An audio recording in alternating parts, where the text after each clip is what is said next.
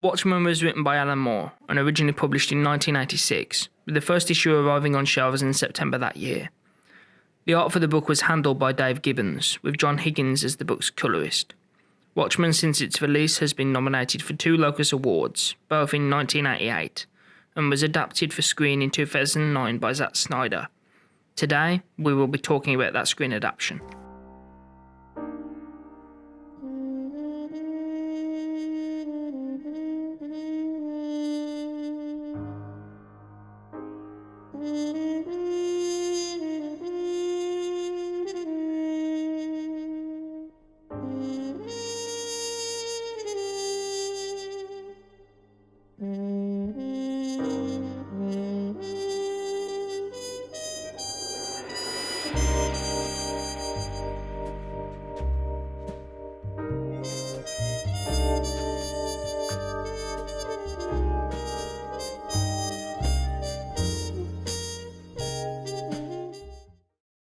Before we talk about the screen adaptation, it is important that we understand some of the key ideas behind the graphic novel and its history.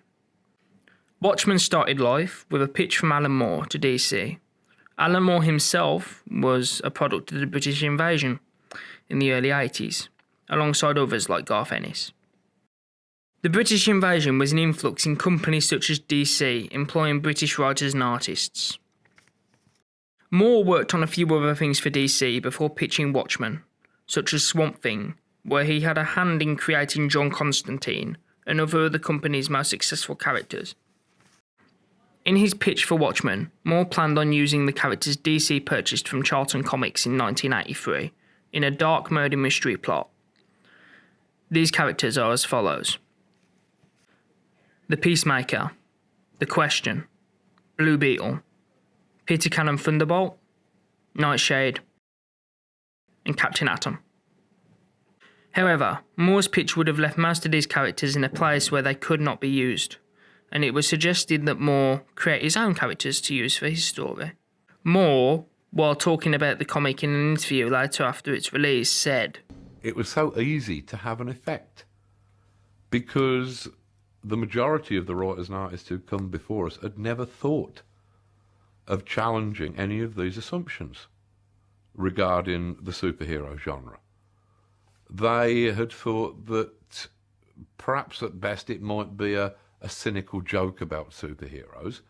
Moore also elaborated on the core ideas at the centre of Watchmen, first of which being, although superheroes are kind of a joke, they're also scary. This is where Rorschach fits into the equation. Moore stated many things about that character in particular that show the way the writer views that kind of hero. He even went on to state this: I find that, yes, superheroes in the real world are kind of funny. They're also kind of scary, because actually a person dressing in a mask and going around beating up criminals is a vigilante psychopath.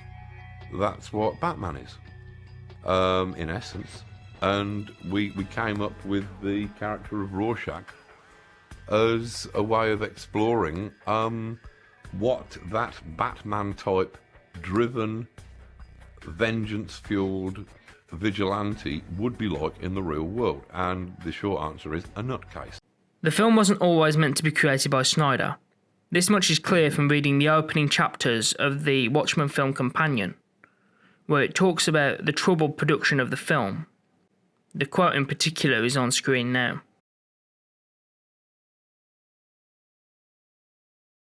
In the other versions of Watchmen, there was a key difference to Snyder's vision.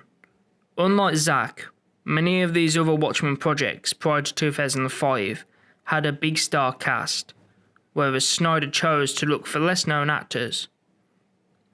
The footage in this section is actually a piece of test footage from a version of Watchmen in 2003 that was one of many not to get off the ground. Mise-en-scene is a French term for place on stage, meaning the look of a film, and Watchmen is no different. The key areas of mise-en-scene are as follows: the setting and location, costume and makeup, behaviour of figures, and lighting. First, I want to talk about costume and makeup in the film. The costumes for the characters are not badly done. However, there are only two that are faithful to the source material, those being Rorschach and Dr. Manhattan, with Rorschach's costume being accurate even to a point of one thing being undone on his trenchcoat shoulder, just like the graphic novel. However, Night Owl, Silk Spectre and Ozymandias are inspired but massively altered from their comic book versions. One final note about costume design. The ink blots on Rorschach's mask move as depicted in the graphic novel. To do this, they created a custom mask that allowed the VFX team to still read Jack O'Haley's performance as Rorschach, but not have to do so much work while using CGI to create the animation inspired by the art of Dave Gibbons. Jack O'Haley described it as this. Performing with a sock on my head is what I always say. Next is lighting. For the majority of the film, the lighting that is used is low-key lighting, especially in the scenes where Rorschach investigates a kidnapped girl at Moloch's apartment. The set used for the former was even nicknamed the Scary House. This scene used low-key lighting to create a sense of tension and some borderline horror vibes.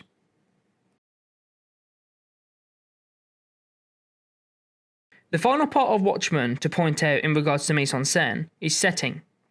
Watchmen in the graphic novel was set in an alternative version in the 1980s. The main difference from our world being the existence of heroes that date back to the 40s with the Minutemen. However, there are several events that are shown to be different.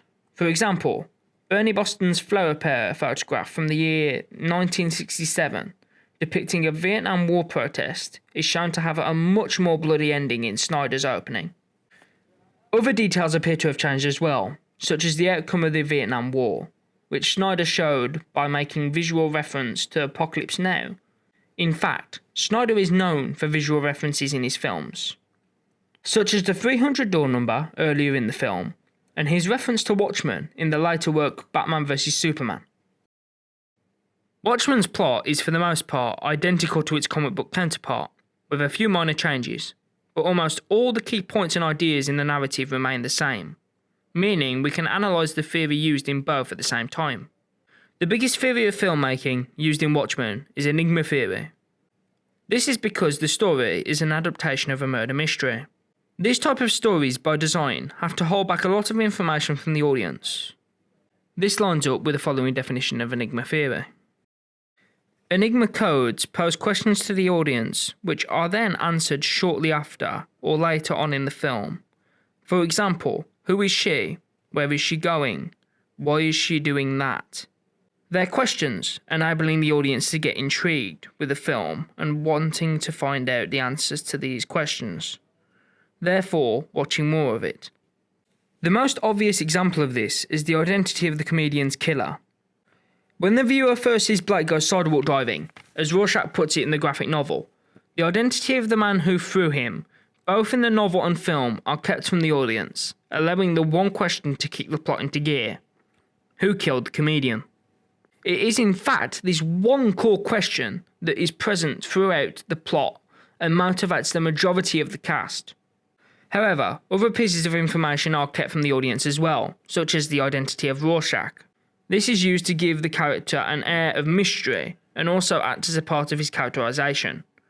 It isn't until much later that it's revealed that Rorschach has been observing events through the use of his own identity of Walter Kovacs. If the viewer were to watch it back a second time, they could then use this information to pick him out in the key scenes where Rorschach isn't present. This also highlights a level of attention to detail in Snyder's adaptation. The second key piece of information that is not explained until later on in the film is the origin of Dr. Manhattan. Manhattan, like Rorschach, later has information revealed about his past and how he came to be. This leads in nicely to talk about the film's structure. Watchmen is a movie that is structured non-linearly. This means it will tell stories by jumping backwards, forwards and sideways in time to tell a single story. Such stories are not present in chronological order. There are three key points in the plot where this happens. The first scene is the comedian's funeral. In this scene, flashbacks are used to show events the characters attending remember Blake for, It also reveals more information about the type of man Blake was. This ties back into the Enigma theory, as this information was also not revealed about him until now.